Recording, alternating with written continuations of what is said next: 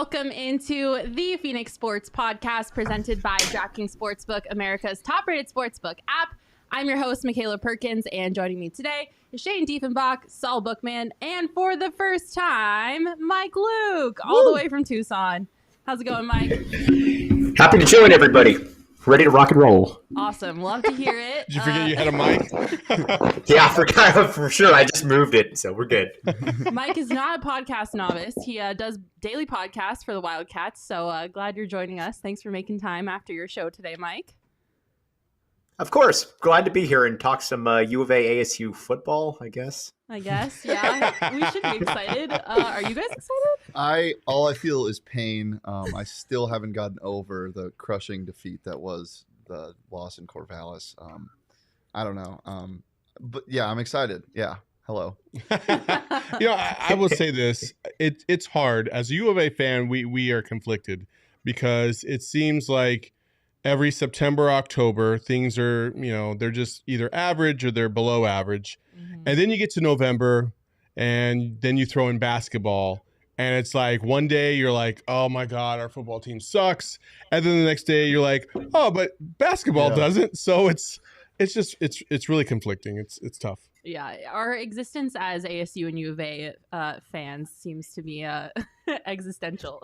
The worst thing was I was preaching to everybody on the PHNX Sun Devils podcast, by the way. You should follow that, about how I'm so excited to talk ASU basketball because of all the transfers and everything and just get a palate cleanser from ASU football. And then that UC Riverside buzzer beater happened, and I was like, man, this is not fun.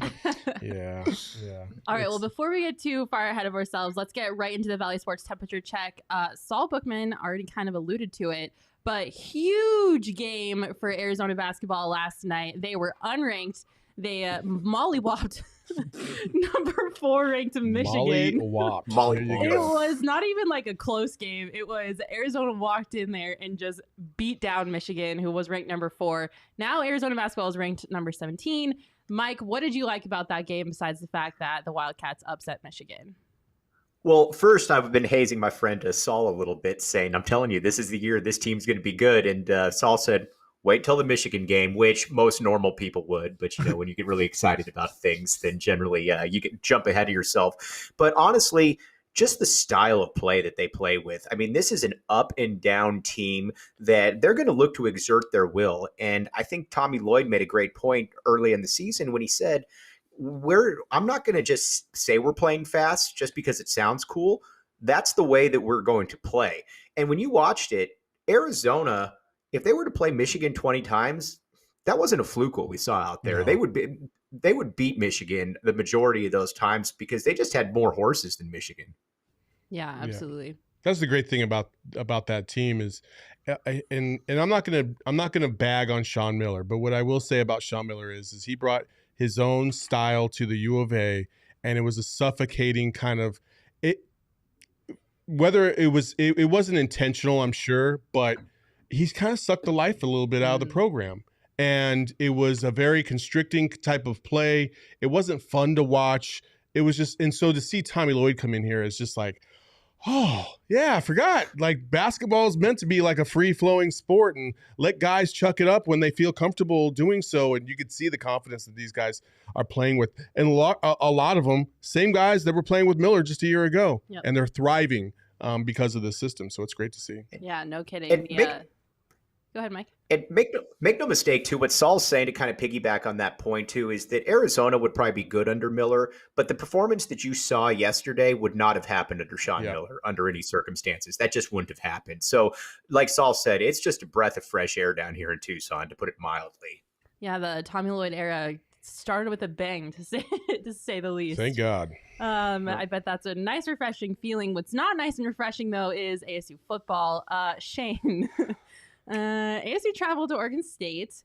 The day kind of already got off to a sour note. I do very much appreciate the fact that Makayla glossed over the fact that we got waxed at Washington State over the weekend. So I'll let that go. I've honestly just forgot about U of A football. They're so bad. I just kind of, Stop saying that. I know. Shane has this theory that we'll get into It's later. Not a theory. Whatever. We'll talk about it. ASU, the day kind of got off to a sour note because my buddy's girlfriend broke up with him. So that happened and set the tone for the day. Oregon just kind of crapped the bed, and Utah just destroyed Oregon. Yeah. Which kind of really affected all of us because that really hurt the Sun Devils' chance at the Pac-12. Well, it eliminated the Sun Devils' chance. Yeah, they were done after that. So I brought my buddy up for a reason. I didn't just randomly blurt that out.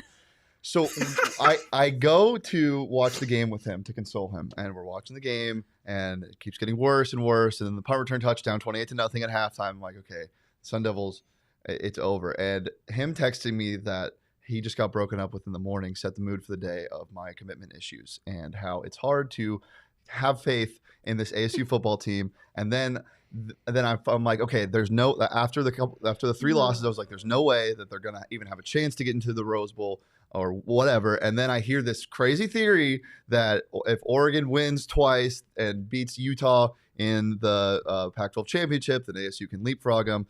And then I watched the Oregon game, and that happened. And it's just sad that there's for the 7th or 8th straight year now that the Pac-12 isn't going to be represented in the CFP. So it just kind of hurt. Classic Pac-12. The Pac will always pack. Shane, do you anticipate Herm Edwards to be the coach of this football team come next year? I don't know what to think about. I don't know what they think. For me, I've been saying this all year.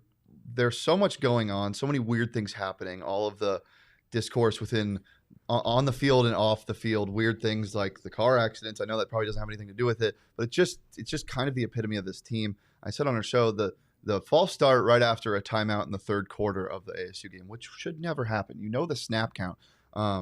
That was exactly what this team is. And I keep saying that we're going to find out something about this program, whether it be the recruiting stuff or some discourse between players and coaches, and you're going to look back at some of these games and be like, okay, this makes a little bit more sense. So I don't want him to be the coach next year.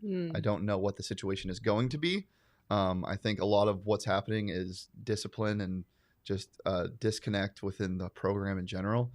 So no, I don't think he will be, but I don't know what the situation is. Matt Cuff in our comments saying that Herm isn't going anywhere. Mike and Saul as outsiders looking in. What are your thoughts on the situation? I mean, and I've been around you guys all for the last couple of months and watching ASU football, and let's say I'm a U of A guy. I always will be a U of A guy because of my job. I have a vested interest in how ASU does now. So I kind of pull for you guys to succeed, because it's good for business. Let's just say it that way. I just don't understand it. I just don't understand. I actually don't understand both men's basketball and football for that matter. But football specifically, you have all the talent necessary to do what you need to do and continually, crap the bed. And it's almost, I'd almost rather be in our situation right now where we know we don't have a lot of talent and we need to exceed expectations just to get a W. But we know okay, well, we can't go anywhere but up from here, right? Whereas you guys are kind of in the middle, in the middle of no man's land. And it's you guys could be really, really good next year, or you could be really, really bad. And that's seemingly always where you guys are at. You guys are always right there, always a 6, 7, 8 win team, nothing more, nothing less. And I think that's a little bit more frustrating for a fan base because that's why you made the change from Todd Graham to Herm, is because you needed somebody that was going to take you to that next step. Which everybody thought was going to be Herm. I actually don't think Herm's going to be back next year. Yeah, I mean, I think next year would be the perfect time to make another coaching change because I don't think we're going to be here anymore with the recruiting stuff and everything going on. There's almost no recruits on the table for the next 2 years because nobody knows what's going to happen. And I don't know. It's just this damn team. The discipline and stuff should have been the least of this team's problem because the whole defense came back. You have so many guys in their 5th year. You have a third year Jaden Daniels is starting at quarterback. You have 2 experienced running backs. You have a young but talented wide receiver core. There's no excuses for discipline to be the reason why this team's holding back. They're not young. It doesn't make sense. Absolutely. Mac Huff has a question. I'd be stunned if he's back, to be honest with you. This is honestly, this was their year. I actually picked ASU. I thought they were going to win the conference this year.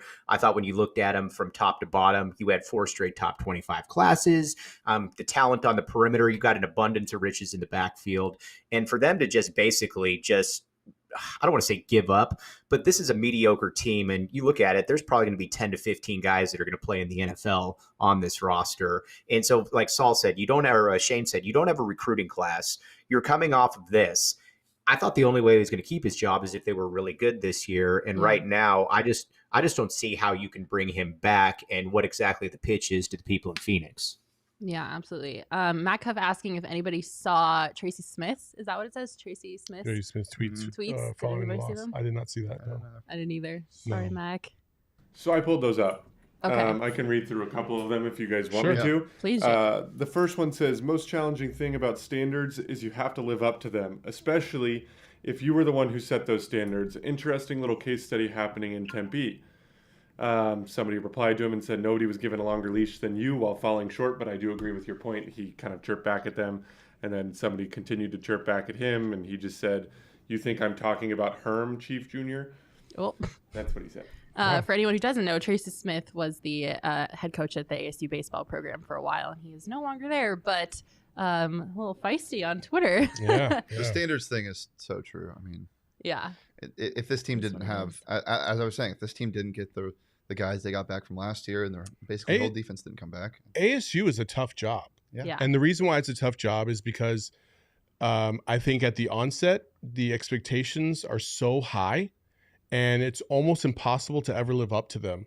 That's why I think the next coach that might come into ASU should be, one of your, smaller conference guys, one of those guys that are just absolutely hungry and a dog on the recruiting trail, understands how to maximize talent, how to develop talent at the college level. Somebody that just lives and breathes it. I don't know, the Herm Edwards experience, for whatever it was. I mean, you got to bowl games. That's about all you can say about that. But that wasn't the expectation level. And I think if you go with somebody that's a lower tier, from a lower tier college, right? Not a big name, not somebody who's already done it, been there, done that. They've already tried that. I think the expectation level in nature comes back down to reality. You're hoping, to get a solid recruiting process going, and you're trying to get to just better bowl games. You want to get back to the Rose Bowl. You want to get back to at least CFP contention. Mm-hmm. I think that'll eventually happen, but it's just not going to happen if you're trying to get a flash in the pan. And I think Herm Edwards, for lack of a better word, was a flash in the pan. And I will say too, I'm extremely disappointed in Jaden Daniels. He looked so promising, had the world at his fingertips his freshman year, and I don't know if it's just a lack of getting better. I understand that, but you also got to remember he had some dogs at receiver his freshman year. Yeah, Brandon Ayuk was a beast as a wide receiver. That helps quite a bit. Yeah, you know what I'm saying? I've heard that though, but I think a lot of it is the expectation thing, and I think having those good receivers and having such a hard year or a good year to start was kind of ruined a lot of his the last couple of years, is because he had such a high standard that he set his first year, and you can't go past that as such a young dude. Exactly. But at the same time, he's underthrowing, overthrowing, missing throws. The confidence is just, it's weird. And it was great when he was so calm, cool, and collected his freshman year when he was performing well. But after you throw 2 interceptions, I don't want to see you not fired up. When the running game's not going, when the offense isn't working, I don't want to see him smiling and being like, we're fine. No, it's not fine. Yeah. It's not. So it's definitely not fine. They used to say when I was in high school and when I was in college, trying to get recruited and stuff, coaches used to always tell me, don't like show your frustration out on the court. Don't show your emotion. Try to keep it even keel. And that's exactly what Jaden Daniels is. He's very even keel. Yep. And then you look at that and you could take it the other way and say, well, he doesn't care enough. Yep. You know what I'm saying? Like, there has to be a happy balance, and I don't think Jaden Daniels has figured that one out. Yeah. Jose Roman commenting, adding into the conversation that this year would be a great year for ASU to get into the coaching search. This year is agree. The NCAA equivalent of a rebuild in the NFL. This is the year you blow everything up and wait a couple years, get a good couple recruiting classes if you can, even impose that bowl ban when it comes next year when the team isn't good, and figure it out down the road. Before we get too far down here, though, I do want to give a shout out to the Suns. They won their 12th game in a row last night, beating the Nuggets. DeAndre Ayton recorded his 3,000th career point. Saul, if you could point to one success factor for the Suns right now, what is it? They're just a veteran team. Yeah. Like they're coming together, and they still haven't even come close to reaching their peak. They're just a solid ball club. It's kind of funny listening to like ASU fans and even maybe some U of A fans or just Arizona sports fans in general. And we have this like PTSD of never being satisfied with wins because you always feel like the bottom's going to drop out. Yeah. With this team, with this Suns team, it just doesn't feel like that, right? It just feels like, listen, this is who they are. Every game's not going to be pretty, but they're still going to find ways to win. And it's refreshing. And the Cardinals are the same way. Yeah, absolutely. Everybody's afraid that the bottom's going to drop out like it did last year. They're 9-2. They have secured a winning season for the first time in Cliff Kingsbury's tenure here. 9-2, first place in the NFC West, first place in the NFC right now. They would have the number one seed going into the playoffs if the playoffs started today. Both of those teams, it's so nice to see the Suns and the Cardinals both thriving at the same exact time, and for the kind of the same reasons. Yep. They're just methodical. There's a process that they're following, and they're absolutely executing that process to a T. And even though they might have little hiccups here and there, they still find ways to win ball games. The Cardinals with Colt McCoy yesterday, that was a phenomenal game.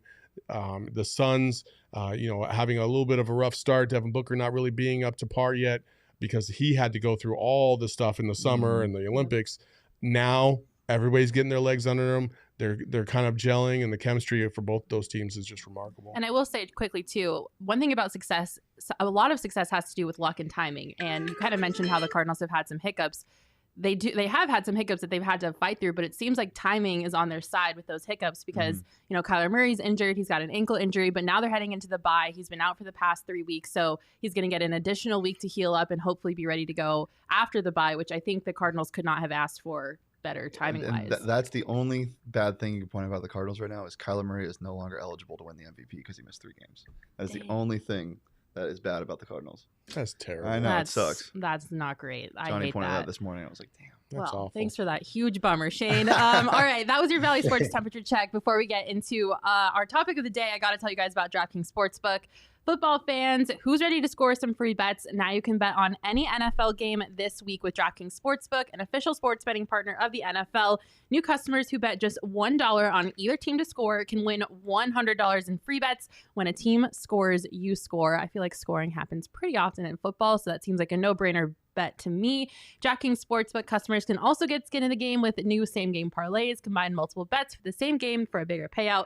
The more legs you add, the more money you can win. DraftKings is safe, secure, and reliable. And best of all, you can deposit and withdraw your cash whenever you want. Download the DraftKings Sportsbook app now. Use promo code PHNX. Bet $1 on either team to score and win $100 in free bets. If they score, you score with promo code PHNX this week at DraftKings Sportsbook, the official sports betting partner of the NFL. 21 and up only, Arizona only. Gambling problem? Call 1-800-NEXT-STEP. New customers only. Eligibility restrictions apply. See DraftKings.com/sportsbook for details. All right, it's Rivalry Week, you guys. So let's get into it. It's our main topic of the day. We're talking all things Territorial Cup. I feel like I need to quickly draw some boundaries really quick because Saul and Shane and Mike have clearly displayed where their loyalties lie with their two colleges. I did not wear anything, but I would like everybody to know that I am a ASU fan. I went to ASU, Sun Devils till I die. Just needed to point that out. And I also wanted to start things off with this beautiful tweet that I found on the internet today, courtesy of Justin Spears. I don't know who put this billboard up or who paid for it, but this billboard is in Tucson. It is on the way to Tempe. So the U of A football team will have to drive by that billboard on the way to Tempe this weekend. I feel very confident that will not happen this year. A nice little reminder of that 70-7 blowout in the Territorial Cup last year. A little bit of history for you guys. Territorial Cup is the oldest rivalry in college sports. It started in 1899. This is the 95th Territorial Cup. ASU has won the last 4 matchups. I'll start things off with you, Saul. What are you expecting out of this Territorial Cup? A little more history for you. Oh, Did no. you know that 70-7 loss was not the worst blowout in rivalry history? No, was the worst blowout. U of A actually blew out ASU 67-0 back in 1946. I did not know that. I did not know that either. Yeah, I didn't know suck it, Sun Devils. We're not the completely worst. Nothing matters. If they were talking like this back then, it doesn't matter. Hey, there goes Johnny around the close side. He goes all the way for the touchdown. And he makes the touchdown, and they're going to kick it through the net. Against Tempe Normal. That was good. That was really good. That was actually beautiful. So, yeah, and then obviously, you know, the only other thing I got right now, because we have nothing else, is that we do lead the all-time series still by four or five games, I think. Creeping up. So, yeah, it's creeping up. I think it's 49-44. 49-44 and 1 is Arizona against ASU. So holding on to that, holding on to it by a thread. Yeah, it's by a thread. But listen, you know, this series always has ebbs and flows. You know, Arizona won 11 in a row at one point. Then ASU came back and won a couple in a row, and it's gone back and forth. And let's be real. Even if Herm gets fired at the end of the season, there's a good chance that he could leave ASU as one of the only coaches to go undefeated against U of A in his entire tenure. Like, that's very true. So you got to give him that, right? Yeah. He'll always have that. Well, he better get fired before the game. Because U of A is Oh, this football game. okay. Oh, all right. Well, let's just get right into it. Shane has been on this He has been on this theory train. for forever that he is anticipating that U of A is going to roll in here, even though they are 1-10 and 1-7 in the Pac-12 and beat ASU.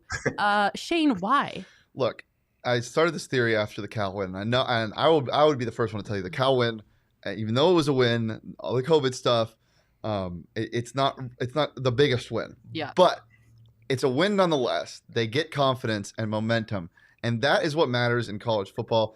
ASU is far superior in the talent category. I'm not saying it's even close there, but you're talking about a team that is underperforming. They are down on themselves. Sometimes they straight up just quit, it looks like. And another team that is fired up, thinks they have the coach of the year, and is playing the best football they played this entire year, aside from that Washington State game. But you know they're going to get up for this U of A game. The only confidence I have in ASU is they are able to get momentum from the fact that they're just playing U of A. If they were playing another team and they had confidence like U of A does right now, they get killed. And I know how bad they are. Trust me, I get it. I just can't help but keep thinking that this game is not only going to be close, but it could be one Jaden Daniels pick six away from disaster. What are your thoughts on that, Mike? Do you think U of A has a shot at beating ASU this weekend? I appreciate Shane and everything he's done for me. I think he's crazy here, though. I don't see it. Outside of my theory that maybe Antonio Pierce is a U of A mole that was brought in to destroy the entire ASU we can't glaze over this. We've talked about this on the podcast. If he's a mole, he's the worst mole of all time. Or is he? Well, Mike, where does this mole theory come single-handedly from? destroyed the program from within. Yeah. Is he the worst? Yeah. Where is this coming from, Mike?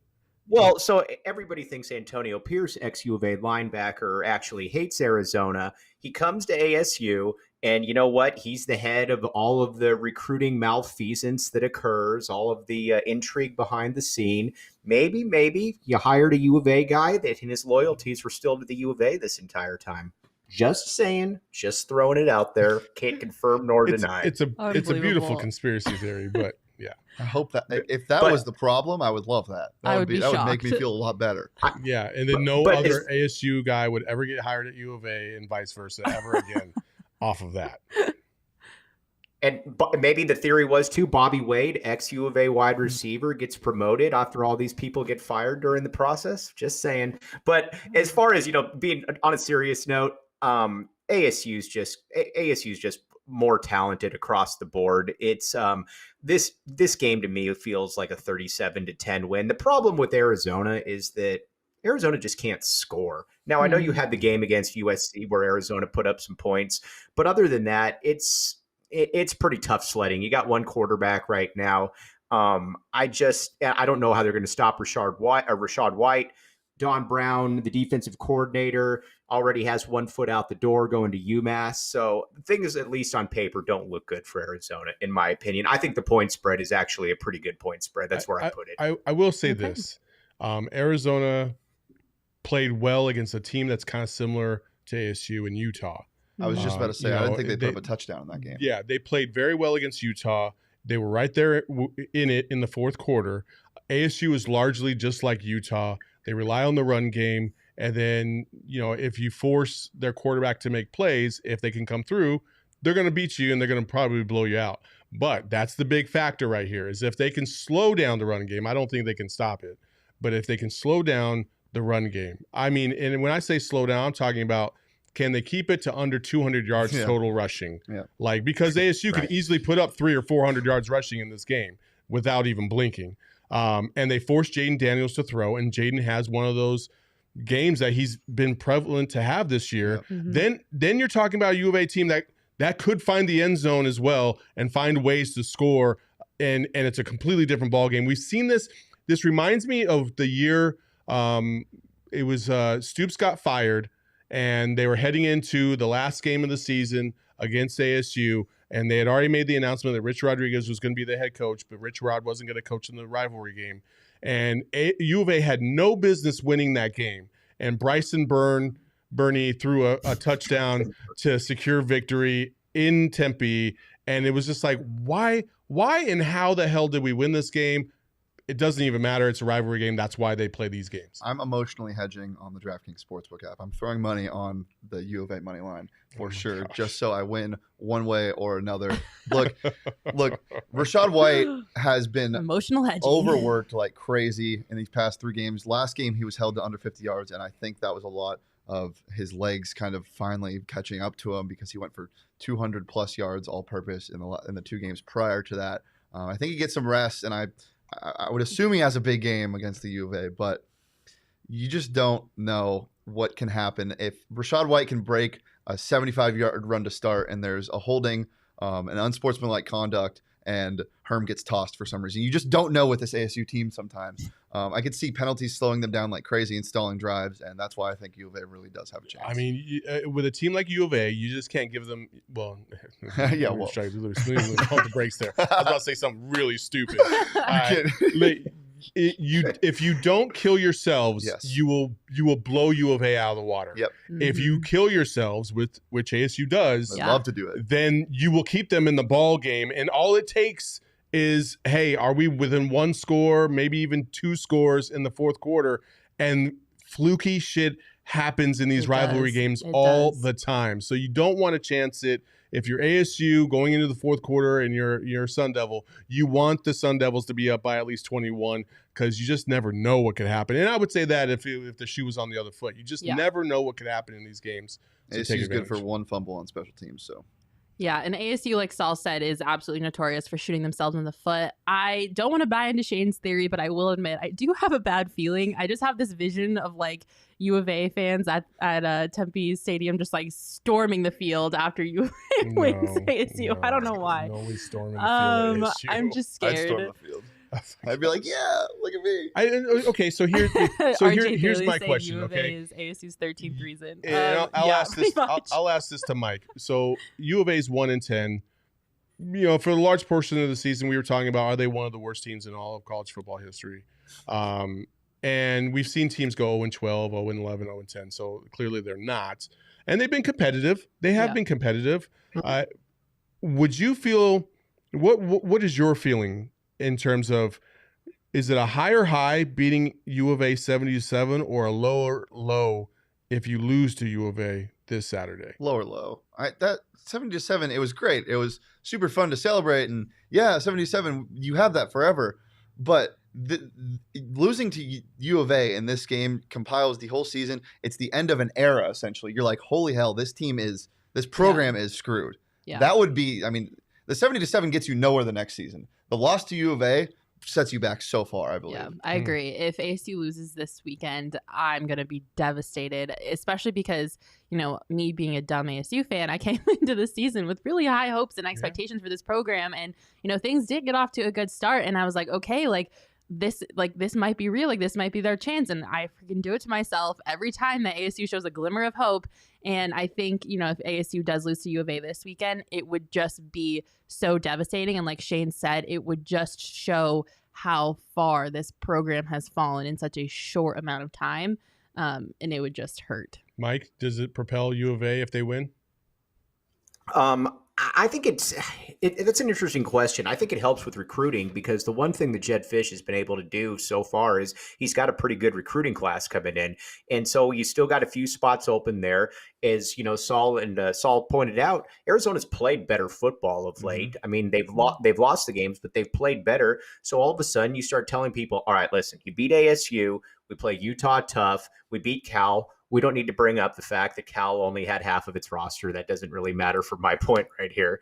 And you have a top 30 class with immediate time to be able to bring guys into play. So, yes, I think it would be a huge boon, especially, too, because Arizona is going to have to be finding a defensive coordinator this offseason as well. So, yes, this would be big for Arizona football if they could go into the offseason on a winning note and maybe kind of a springboard to next year. It sounds stupid to say, but Arizona at 1-10 has played better football this season than the last 3 years combined with Kevin Sumlin.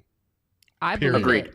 Period. That Utah game was awesome. That was a fun game to watch. Well, Still, and to two, this you know day, what if I ever see Kevin Sumlin, I'm going to...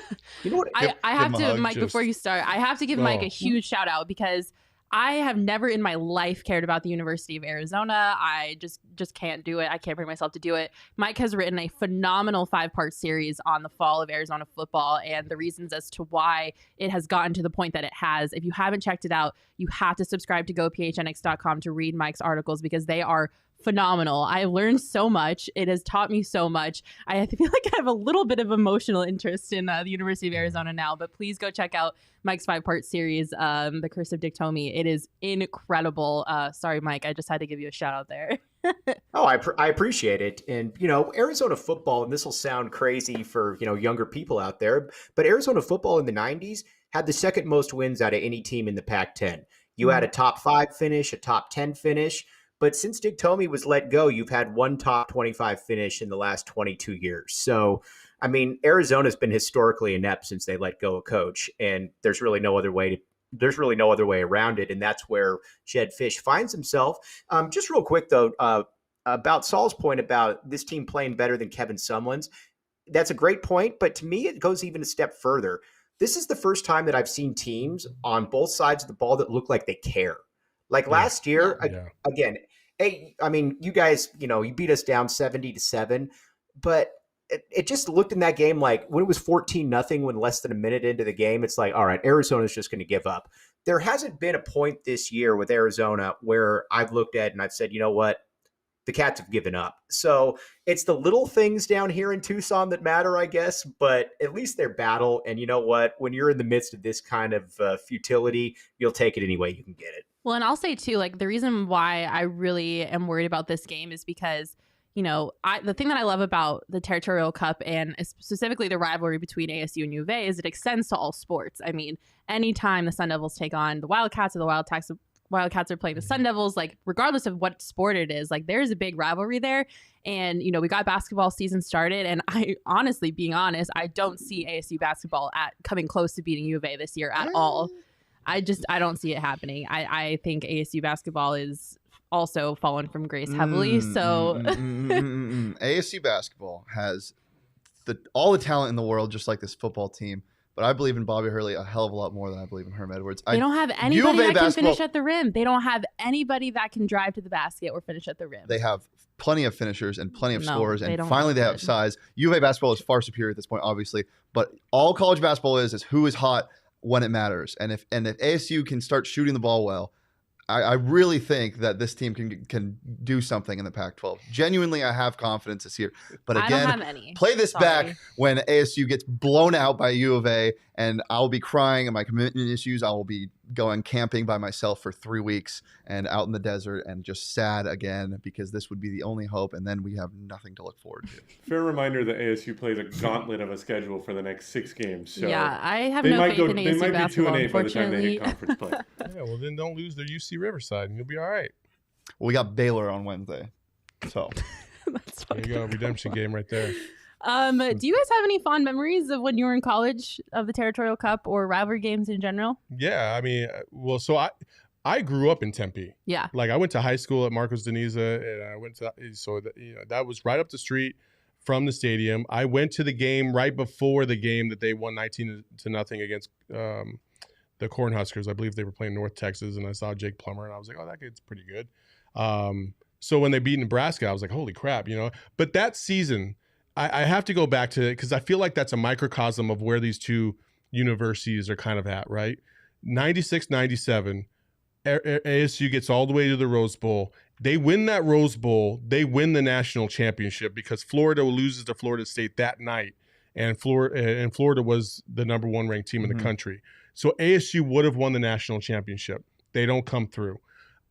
Fast forward a couple months later, U of A makes it to the national championship and they come through. And I feel like that's the little separator between the two universities is one is managed to come through on the and let's be real, when it comes to college athletics, it's all about football and basketball. It always has been, it always will be.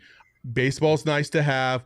Both schools have done very well in baseball. Yep. They both won national championships, but it's always about football and basketball. And the one thing that ASU has over U of A is that they have been to a Rose Bowl. They have won a Rose Bowl, but a Rose Bowl is not a national championship. Yep. And that's the one little thing that U of A can hold over ASU when it comes to those two major sports. That's about it, in my opinion. Like, that's how I feel. Like, and U of A has come so close so many times to getting to the Rose Bowl.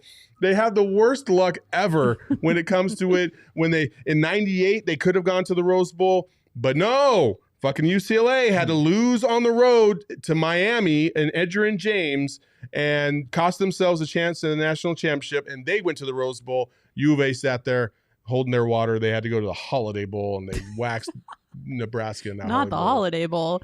Okay, so any fond memories, Saul?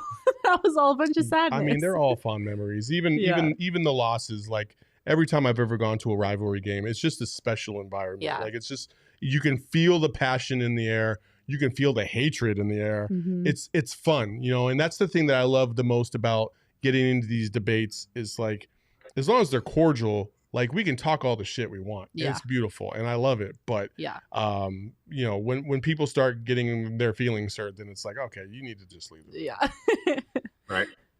Mike, any fond memories? Well, a guy that I became pretty close with over the years, name's Kelvin Efon. He worked at the radio with me. He started, and it was just new. This was the 1996 game, and this was before I knew him. And Glenn Gable, who was a ASU, I think, lineman, cheap shots Daniel Greer and breaks his ankle towards the end of the game. And Kelvin runs onto the field, and there's this huge melee, and I think about 50 people were ejected from the game. It was something crazy like that. It's the craziest thing I've ever seen in college football. And that was really the first time that I realized that, yes, these programs aren't great in college football, but there is a real hatred between both sides. Yeah. Now, and you know, it is stupid. People that won't talk to each other over it, that's just dumb. But that was the first time that I really realized that, man, this is a little bit different right here. And besides that, Arizona losing on a bunch of Alex and Dejas mixed extra points in the mid 2000s was another fond. I don't want to say fond memory, but it was just like, that's Arizona. That's Arizona football in a nutshell right there for you. Well, you know, we could win this game, but watch us blow this extra point. Oh boy. And so those are some of the memories that I have for sure. I mean, I love Territorial Cup week. Yeah. Like too. It's there's just something, you can't fake rivalries in college football. They're either organic or they aren't. And this one is 100% organic because people in Tucson generally don't like Phoenicians, and it's kind of vice versa. It's a kind of a big brother, little brother type thing, and that really manifests itself on the football field. I think you bring up a great point, though, because I've been to a couple Territorial Cup games, but I've also been to some other rivalry games. I went to the Rocky Mountain Showdown in Colorado between, you know, the Buffs and the Rams, and to me that feels like a very inorganic rivalry, like you were mentioning, Mike, because they're not even the same conference. Obviously, Colorado's a Pac-12 school, and they have a significantly more established football program than the Rams do, who are in the Mountain West, and it's just not the same. Like, the environment's not the same. Like, Rams fans are like just like an annoying little brother who aren't very realistic about their football program. And it's just not like fun. And it's not like a cool environment. That's funny because I went to K-State. Yeah. And so if you look at K-State in Kansas, it's almost a mirror image of U of A and ASU because their Kansas football team can't win shit either. Yeah. But their basketball team is insane. So good. Yeah. And Kansas State can win football games, but basketball, they're kind of whatever. And they pull off the upset every now and then. And I was there for one of those upsets. And I will say this, being on, we'll just call it the ASU side of this rivalry, right? Being a Kansas State guy, like the intensity was like, I've never felt anything like that before from that side, like especially when it came to basketball, because you could tell that the fan base felt like they weren't respected by the KU fan base. And so they had that angst and that anger. And so like things were just like, they used to let chickens off onto the court, like just to disrupt KU during practice or during warmups. Yeah, they used to do that. So now every time they come into the arena, they would have to like frisk them and make sure they weren't hiding a fucking chickens? rooster underneath their clothes. Oh my God. Yeah, crazy stuff, right? That's incredible. So like when we talk ASU U of A, like that's exactly how it feels for me. Yeah. But obviously I'm on the other side with this one. Yeah. And so it's just crazy. But you can feel the passion. That's the thing. That's the thing that I admire the most about it. Is just like, it's okay to care about something like this. Like, it's not stupid. It's just how you feel, and it's all right as long as you don't let it, prevail in the rest of your life. Right. Like you gotta just know. Well, where to look stop at it. us. We're we work together. Yep. You're Yeah, our exactly. boss, and we're Rivalry week for me is always like a movie trailer that doesn't live up to the expectations. That week is so fun, going back and forth, getting excited. Just wait. What are you talking about? Getting excited for the game, and then the movie, it's underwhelming because it's either a blowout, and at halftime it's just kind of like, but it's still fun to talk shit and have fun. But it's always kind of doesn't live up to expectations for me. Personally, being ASU's fan base just isn't fantastic at football at least when I went there, and they get up for the game sometimes, but there isn't always a packed crowd even for the U of A games. The students leave at halftime, and I don't know. It's really? just, yeah. I don't know what you're talking about. I was sitting there on the sidelines for the last couple Territorial Cup games in Tempe. Yeah. I did not feel that. Me I was either. standing there. I wasn't even wearing U of A gear because I was trying to be an unbiased reporter, and the student section was right behind me, and I just felt like they were talking to me. You know what I mean? Yeah. By the end of the game? Oh yeah. Oh, yeah. They're just talking all types of The two trash I went to, it was very disappointing. I don't know which ones you were at, because the ones I was very intoxicated, but that's probably why. they were really fun. Fernando Parra saying the best game environment he's ever been to was the 2014 Territorial Cup. Is that what it says? Yeah, when U of A won the Pac-12 South. I bet that was crazy. Yeah, I wasn't there. You? So I was watching it on TV from Kansas. Yeah, I bet that was crazy. I don't know. I think the environment's awesome. I always love Territorial Cup weeks. I love the passion of both fan bases, even though ASU is where my loyalties lie. I always love to see the signs that they come up with to bash on each other. U of A's traditional take out the basura. I'm not saying that right. Spanish help. No, okay. So yes, I agree. Speaking of the rivalry though, this the rivalry, the betting odds are open on DraftKings Sportsbook right now. Arizona has opened as 20.5 point underdogs. 20.5 point underdogs. Ooh, hammering. Yes. Absolutely hammering that. Oh yeah, I might hammer that as well. That's too many points. The over-under has opened at 52.5 points. I'm not touching that. I don't know what is happening, but what are you guys doing with your DraftKings Sportsbook app this weekend? I mean, I'm not even talking as a homer, but 20.5 points seems like a lot of ASU points. doesn't blow people out. They just don't. So I don't. Yeah, I don't think it's not going to be 70-7 again, Vegas. No. Like, yeah, it just isn't. Like a lot of things had to have happened the wrong way for that to happen. I'm going to buy a point and hammer 21.5 to get those three full touchdowns for U of A, and then sprinkle some on the U of A money line. There you go. Mike, what are your thoughts on the line for U of A ASU? That's about where I'd put it. I think that, so if I'm just kind of doing it off the top of my head. So basically they're looking at like a 37-17 type game, something like that. I mean, here's the thing that you always kind of wonder is what's going to really go on with ASU. Are they going to quit? What exactly is the mindset there? But I just think they have a lot better players than Arizona, which is obviously the case. I don't like what I saw last week from Arizona defensively against Washington State. I wonder if some of the Don Brown checking out things might be in place there. But that's a line that I wouldn't touch. I would save all my DraftKings Sportsbook app money to bet on Arizona basketball, not on Arizona football. All right. Well, there you have it. That was what DraftKings has. But since, we are evenly divided on this podcast with 2 U of A fans, 2 ASU fans, I want to put a friendly bet on the game. I think that if U of A beats ASU, I will buy each of you a coffee next week. You are so lame. Well, I don't know what else I'm going to do. I'm not going to cut my hair off. Until the very That end. was pretty weak right there. That I'll was think weak of sauce. something. Let's put something on it. I'll think of But something. listen, I'll okay, spend like $10. listen, like it's a rivalry, but we can concede. Even the DraftKings Sportsbook app is saying like this should not be a U of A win. No, what I'm saying is like, the wager has to, Yeah, there has to be odds. That's what I'm saying. Yeah. Only if U of A wins does ASU have to do something. Like because if ASU wins, like no shit. Like you guys don't have to. How about this? If ASU wins, I will buy you a coffee. Oh, okay? I love that. If U of A wins, you got to buy me dinner. Deal. I'll take it. That's the flip, right? But, Mike, I'll Because Venmo you you for dinner. should win. Since you're down to So, two. All right, sounds- works that's for me. simple. All right, I love it. Any other final thoughts before we wrap up this rivalry? And only you two, podcast? because you're the only two that are here. Jacob Oh, technically Jacob, I wants to guess. me too. I guess Jacob. Any other final thoughts before we wrap up this Rival Week podcast? Back the A, Mike Luke. Back the A, baby. That's all I wanted to hear. It's like hypnotizing on Twitter. Sometimes I'll be Dude, scrolling and I see that saying- picture. I'm like, Back the A. back Back the the A, A. back the A, Without You gotta fail. back the A. And every time Mike Luke will drop No, a back forks day. up, baby. I as much pessimism as I have with this program, obviously ride till I die. I still believe in ASU basketball. ASU football can turn it around. You just got to wait 3 years, man. You just got to wait. But yeah, I'm stoked. I'm really excited for this week.